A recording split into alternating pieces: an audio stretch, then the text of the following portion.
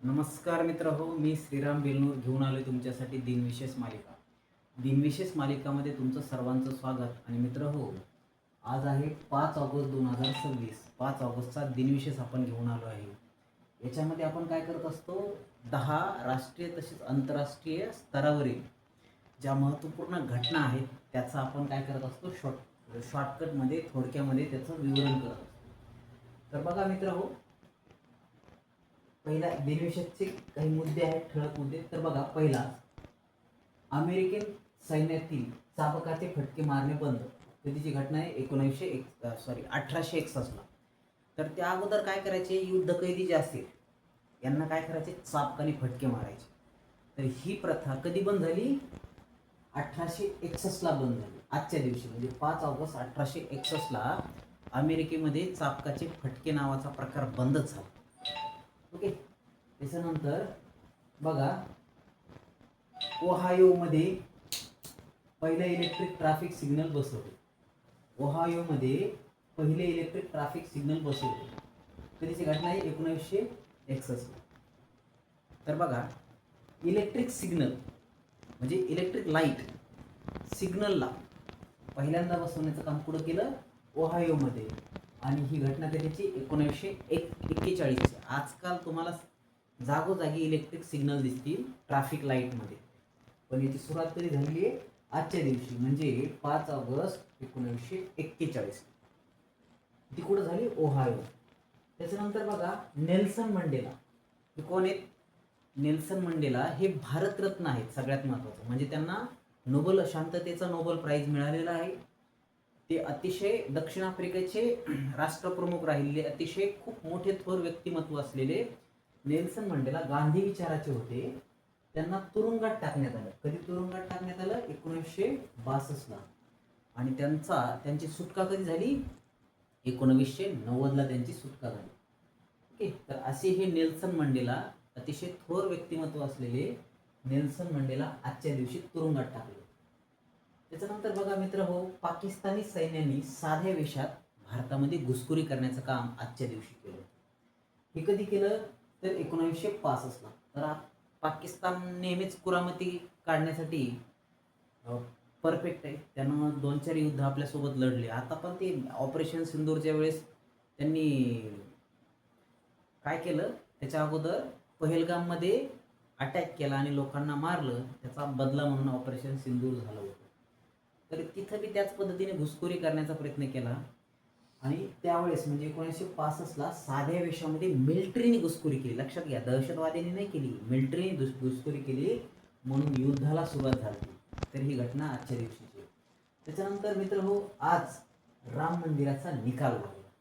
राम मंदिराचा निकाल सर्वोच्च न्यायालयाने आज राम मंदिर बांधण्याच्या बाजूने दिला. तर ही घटना कधीची आहे? 2020ची आहे. त्याच्यानंतर जम्मू आणि काश्मीर या राज्याचा विशेष दर्जा नष्ट करण्यात आला, संपुष्टात आला. विशेष दर्जा नाही राहिला त्याला. आणि हे राज्य जे आहे जम्मू काश्मीर, याचे 3 पार्टमध्ये विभाजन केलं. जम्मू काश्मीर आणि लडाख. जम्मू काश्मीर आणि लडाख. जम्मू काश्मीर आणि लडाख असे 2 पार्टमध्ये विभाजन केलं. आणि हे 2 पार्ट आता केंद्रशासित प्रदेश म्हणून आहे. म्हणजे त्याचा विशेष राज्याचा दर्जा काढला आणि त्याला केंद्रशासित प्रदेश करण्यात आलं. ओके. आणि 370 कलम जे आहे ते हटवण्यात आले. म्हणजे त्यातले काही 2 क्लॉज हटवले आणि त्यांना विशेष राज्याचा दर्जा सुद्धा हटवला आणि केंद्रशासित प्रदेश करण्याचं काम 2019 मध्ये करण्यात आलं. त्याच्यानंतर बघा मित्र हो, शीतयुद्ध. आता आपल्याला माहिती आहे शीतयुद्ध कोणत्या 2 देशामध्ये होतं? अमेरिका आणि रशियामध्ये शीतयुद्ध होतं. तर या शीतयुद्धानुसार आण्विक चाचणी बंदी करार झाला. कधी झाला? 1963. तर शीतयुद्धामध्ये अमेरिका आणि रशियाने एक करार केला की बाबा आता कोणीच चाचणी घेणार नाही. कशाची? ॲटॉमिक चाचणी. का बरं? कारण 6 ऑगस्ट आणि 9 ऑगस्टला लिटल बॉय आणि फ्लॅटमॅन असे 2 अणुबॉम्ब अमेरिकेने जपानच्या हिरोशिमा आणि नागासाकी या शहरावर टाकले होते. आणि प्रचंड असं नुकसान झालं होतं. ते नुकसान पुन्हा होऊ नये म्हणून अशा पद्धतीचा शांततेचा करार झाला.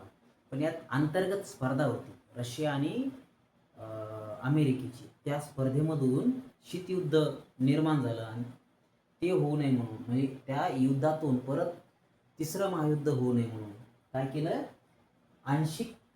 आण्विक चाचणीला बंदी, म्हणजे ॲटॉम बॉम्बच्या चाचणीलाच बंदी घालण्याचं काम इथे करण्यात आलं, करार केला त्यानुसार.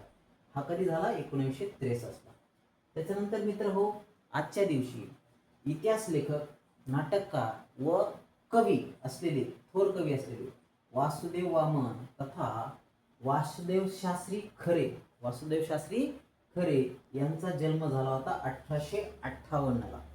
त्यांनी इतिहासामध्ये बरंच संशोधन केलं, नाटक केले, नाटककार म्हणून त्यांनी काम केलं, कवी म्हणून काम केलं आणि त्यांनी एक स्वतःचं एक छान अस्तित्व इतिहास लेखक म्हणून पुढे आणण्याचं काम केलं. तर 1858ला त्यांचा जन्म झाला होता. तर त्याच्यानंतर बघा मित्र हो, नील आर्मस्ट्रॉंग नाव ऐकलं असेल. नील आर्मस्ट्रॉंग हे चंद्रावर पाऊल टाकणारे पहिले मानव ठरले. तर नील आर्मस्ट्रॉंग चंद्रावर पहिलं पाऊल ठेवणारे माणूस ठरले. तर त्यांचा आज जन्म झाला होता 1930ला.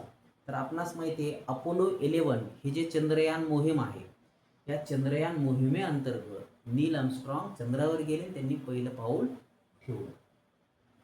त्याच्यानंतर बघा, अमेरिकेने युद्धाच्या खर्चासाठी पहिल्यांदा आयकर लागू केला. तर अमेरिका या देशानं युद्धाच्या खर्चासाठी आयकर लागू करण्याचं काम आजच्या दिवशी केलं. तर कधीच आहे, 1861 सालचं. तर ही आहे आजची दिनविशेष, हे 10 दिनविशेष. तर या पद्धतीच्या दिनविशेषसाठी आपल्या चॅनलला फॉलो करा आणि कमेंटमध्ये तुम्हाला अजून कोणत्या पद्धतीचे व्हिडिओ पाहिजे आणि व्हिडिओमध्ये काय काय तुम्हाला कमी जाणवली तर ते तुम्ही कमेंटमध्ये करा. आजचा दिवस तुम्हाला शुभ जाओ. धन्यवाद.